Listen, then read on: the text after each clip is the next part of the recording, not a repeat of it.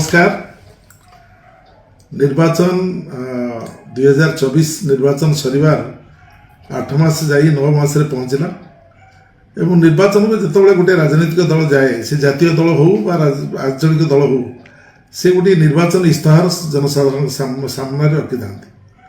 एवं मु आज कहवाई बाध्य होउछि जो भारतीय जनता पार्टी सरकार बीजेपी सरकार डबल इंजिन सरकार केंद्र और राज्य में जो बीजेपी सरकार आसी माननीय प्रधानमंत्री श्रीयुक्त नरेंद्र मोदी एवं भारतीय जनता पार्टी ओडिशा रे से जो निर्वाचन इस्ताहार परिप्रकाश करते से स्पष्ट भाव में कही आम क्षमता को आसिले 300 यूनिट बिजुली विद्युत छाड़ करदेबू 300 यूनिट बिजुली छाड़ करने जो मैंने प्रतिज्ञाबद्ध होते निर्वाचन इस्ताहार पत्र देते 300 यूनिट बिजुली छाड़ तो दूर कथा 9 मास भितर से विषय भी चिंता भी करना बजेट सरी जाइए सब बड़ कथा हूँ जो प्रधानमंत्री सूर्य घर मुफ्त बिजुली योजना जो प्रधानमंत्री घोषणा करते एक स्वप्न परिणत होती सब बड़ कथा हूँ जे प्रधानमंत्री सूर्य घर योजना को जो भाव में लोक मान भुआ बुलेले बतईले जो बाटे लोक भाविले बोधे आमको 300 यूनिट बिजुली चलो मागणार आम समस्ते बिजुली व्यवहार करूँ वर्तमान जो परिस्थिति भयंकर परिस्थिति ओडिशावासी आगे देखा ओडिशावासी आगे जो भारतीय जनता पार्टी सरकार वर्तमान निष्पत्ति नवाक जाऊँगी जे आमर साधारण लोक को गाल को चापुड़ा मारला भाई व्यवस्था कर 91 पैसा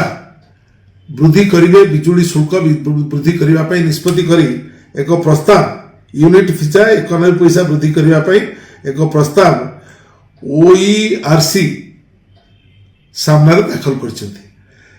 से प्रस्ताव पारित हम से जे ग्रिडको 54 पैसा ओएसपीसी 7 पैसा ओपीजीसी 7 पैसा एवं ओपीटीसी एल 12 पैसा एवं टाटा 3टा कंपनी 18 पैसा यही भाव में 91 पैसा वृद्धि करने से जो व्यवस्था कर पूरापूरी भाव में लोक मान को जो विद्युत शुल्क व्यवस्था को बढ़ी बढ़ी चली भारतीय जनता पार्टी सरकार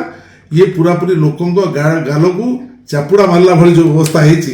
कौन परिस्थिति लोक मैंने बर्दाश्त करवा अवस्था नहांती एवं जो माने 5 टंका 7 पैसा वर्तमान सुधा दौले यूनिट पिछा एवं खुचुरा विद्युत मूल्य थिला यूनिट पिछा 5 टंका 7 पैसा वर्तमान 91 पैसा वृद्धि करने फल से 6 टंका 64 पैसा परिणत हम 6 टंका 64 पैसा परिणत हम एभली परिस्थिति हम भयानक परिस्थिति हम लोक विद्युत व्यवहार करेंगे ना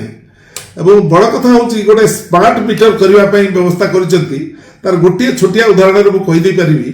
जे जो लोकटी 1000 टका स्मार्ट मीटर दौला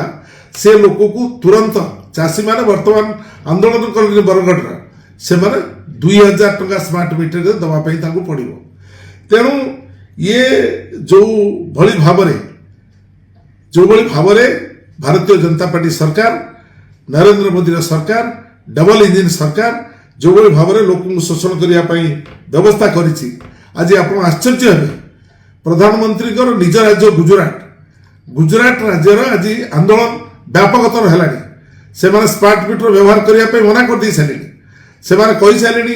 जे जो स्मार्ट मीटर माध्यम जो शोषण आरंभ होती शोषण को आम बर्दाश्त करूनी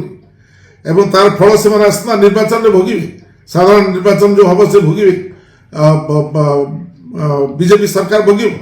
तेणु मुझे स्पष्ट भाव में कहवाई चाहे चाषी मान को आखि आगे रखी साधारण उपभोक्ता मान को आखि आगे रखी जो साधारण लोक बिजुली टे बिना बिजुली चली पार नहीं एक अधिकार हो गला बिजुली व्यवहार करवाटा गोटे लोकर आवश्यकता एत वृद्धि हो जाइए से आखि आगे रखी सरकार ये जो वर्तमान जो निष्पत्ति कर 91 पैसा वृद्धि करने 91 पैसा वृद्धि निवृत्त हूँ एवं जदि सरकार जबरदस्ती ये विद्युत शुल्क लदिया निष्पत्ति करेंगे लोक मान